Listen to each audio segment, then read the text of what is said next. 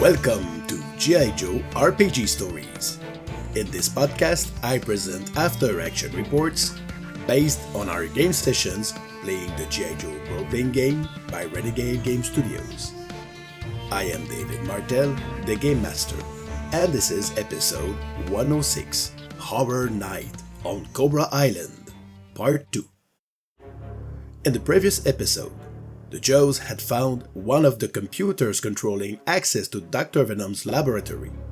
After a few attempts, Atari succeeded in hacking the computer and disabling the security protocols set up by Cracker's twin sister Elena. See episode 104 for the details. This was only the first step. They still had to find a second computer. While Cobra focused its attention on fending off the undead in the streets, the PCs continued their exploration of the pharmacy. At the other end of the building, they discovered a room where cardboard boxes and metal crates were stored. Glancing at the labels, they recognized several generic brand medications sold by extensive enterprises, but further back, near a large metal door, were boxes marked with biohazard stickers. Before venturing forward, Max Power advised for caution and invited everyone to look for traps. They were on Cobra Island, after all. Anything was possible. Ghostfeather, whose eyes had adjusted to the darkness, noticed that the floor tiles ahead looked suspicious. Upon closer inspection, he found network cables, but he was also able to confirm that a pressure plate mechanism was likely connected to the metal door on the other side. With Atari lending assistance, the commandos successfully cut the cables. The first tile was no longer a problem. Meanwhile, Max Power and Lone Wolf had made their way over the crates to inspect the boxes with biohazard markings. Inside were bags of a fine yellowish powder and labeled La Sombra de la Muerte, the Shadow of Death, a very powerful and highly volatile drug. Some player characters had tried to stop its smuggling during a previous mission in Sierra Gordo. See episode 102 for the details. And speaking of death, the Horde was now on the outskirts of the urban area.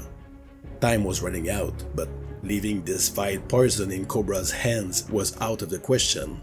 The squad decided to destroy the substance. And since C4 or any other kind of timed explosive wasn't part of their starting gear for the mission, they asked if they could access it against a story point, which is one of the many possibilities with this Essence 20 mechanic. After a while, Max Power jumped off the crate just in front of the metal door to inspect it. "We hadn't checked the other tiles yet," Atari reminded him, but it was a bit too late. A click was heard as his foot touched the last ceramic tile. The metal door slid open, revealing a Cobra Snake battle armor, and it was about to activate. Max Power had faced one of these machines when he first joined G.I. Joe, and he remembered how hard they were to bring down. Given the tight space and the dangerous substance nearby, they couldn't use any explosives against it. As the Joes opened fire, Max Power told everyone to aim for the central nervous system, just like Cracker had done before in episode 100. Mechanically, the PCs had benefited from the officer's plan of action perk, but since the player remembered how they had defeated it the first time, I gave them a little bonus. With several targets in range, the robot activated its flamethrower, knocking Atari down. The technician had tried to move out of the way, defending with his evasion defense, but since the attack succeeded, he ended up taking more damage because of how the fire element works in the game. Eventually, Contact's heavy machine gun, which had the anti-tank trait, was able to take down the robotic menace. After rescuing Atari and setting up the explosives where the snake armor had been stored, they discovered that the network cables now ran south, toward the other side of the street. As the Horde flooded in from the east, the fastest and most aggressive of the zombies rushed Cobra's defensive line. In the midst of the chaos, a televiper called for air support over the radio, shouting coordinates. The Joes, having slipped out the back of the pharmacy, crossed the street discreetly to search a telecommunications building. After forcing the door, they found the second computer. Atari hacked it much more quickly than the first time and disabled the security system. He had rolled very high on his technology skill test and even scored a critical result. As a bonus, I decided, without fully realizing the implications, that he would jam Cobra's communications for a short time. Outside, the infestation was completely out of control.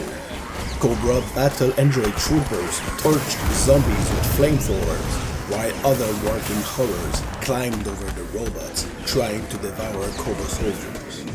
Then, a loud whirring filled the sky, and with it came a very distinctive sound.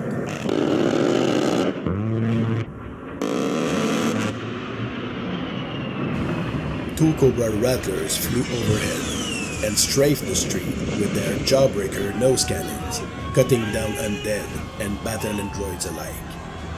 The few remaining Cobra soldiers cheered at the air support, while the Joes slipped away, having lost part of their diversion. The Rattlers' engines still roared. They were circling back for another run. They could have just been hovering, but where would have been the fun in that? Then, one of the players reminded me that Atari had jammed Cobra's communications just moments ago. As the Joes were climbing the hill on their way to the laboratory, they could hear panicked screams in the distance. "Call them back!" urged the officer to the Televiper. "Call them back now!"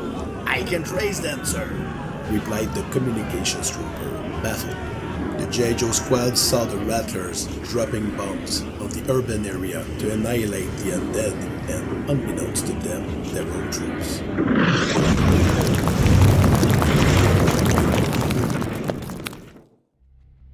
In front of the lab, the Joes saw that the facility had once been a small military hospital. A helipad was built on the roof for medical evacuations. Even though the place looked anything but welcoming, the automatic doors slid open. Before heading inside, Atari spotted surveillance cameras and hacked them to give the Joes a preview of what was waiting for them. From the available angles, they saw a few zombies scattered in rooms and corridors. But more importantly, they were able to locate Doctor Venom with Major Carnage in a control room. Lone Wolf went ahead on a solo mission. His objective was to reach Doctor Venom, who knew him as Reaper, and find a way to extract him without too much opposition. It was a risky plan, and I knew certain details as the Game Master that could have an impact. As Lone Wolf moved closer to his target, the rest of the Joes created a diversion, taking down zombies as they moved toward what seemed like a mass production site for the drug. Meanwhile, the G.I. Joe spy reached Major Carnage, who was surprised to see him. "I thought you had left Island already." Lone Wolf as Reaper explained that he had come back to let Dr. Venom know that G.I. Joe was on the island and that the lab's safety had been compromised. I didn't think either Dr. Venom or Major Carnage would buy it, but the player had rolled so high on his deception skill test that I just had to roll with it. What the player didn't know, however, was that the Game Master had a card up his sleeve. I asked him to roll for an alertness skill test. Again, very high roll, but not quite enough to notice someone else in the doorway behind him. I told Atari, who was observing through the security cameras, that he saw a silhouette materialize in the monitor. And then, I placed a new miniature behind Lone Wolf's. Tension skyrocketed. The other players were focused on one thing: rush to help their teammate. "Tell me, Reaper," said Zartan, "did you have a nice evening with your friends the Joes?" The players' faces were priceless as Lone Wolf was turning to face the Dreadnought leader. "What? No, this isn't what you think." "I have seen you following them around like a highly trained puppy," Zartan added with a menacing tone as he was pointing a pistol at Lone Wolf's head. "You know how I deal with traitors." "Don't you see? This was all a ruse," Lone Wolf said with a more assertive tone. I had contacted them pretending that General Hawk had sent me to help and guide them. I was about to lure them into a trap. With his solid roleplay paired with another high deception skill roll, the moment was golden. The other PCs were on their way, running as fast as they could. But then, Doctor Venom, seeing the rest of the Joes approaching on the cameras, activated a self-destruct protocol. "We leave now!" he shouted as a blaring alarm filled the air. Major Carnage, who had moved behind the man he knew as Reaper, knocked him out with a violent blow from the butt of his rifle. Then Zartan threw him over his shoulder and was about to bolt. Ghostfeather arrived on the scene and took a shot, giving everything he had. But the Dreadnought leader was too fast for him to land the hit. Lone Wolf was gone, and Major Carnage was now a prisoner. As explosions rocked the laboratory, Ripcord's team arrived in helicopters to exfiltrate the rest of the Joes from Cobra Island. "That idiot doctor did the work for us," one player said. "Yeah, but it's kinda hard to believe that he would be that stupid," another added as the session wrapped up. Indeed, it might have just been too good to be true. You have reached the end of this report. If you would like to know more, but don't want to wait for the next episode to drop, you can visit my blog at gijoRPGstories.wordpress.com. If you like these narrated stories and wish to show your support, please be sure to like and subscribe. Spread the word and follow me on social media to help me reach more fans. Until next time, this is David Martel, signing off.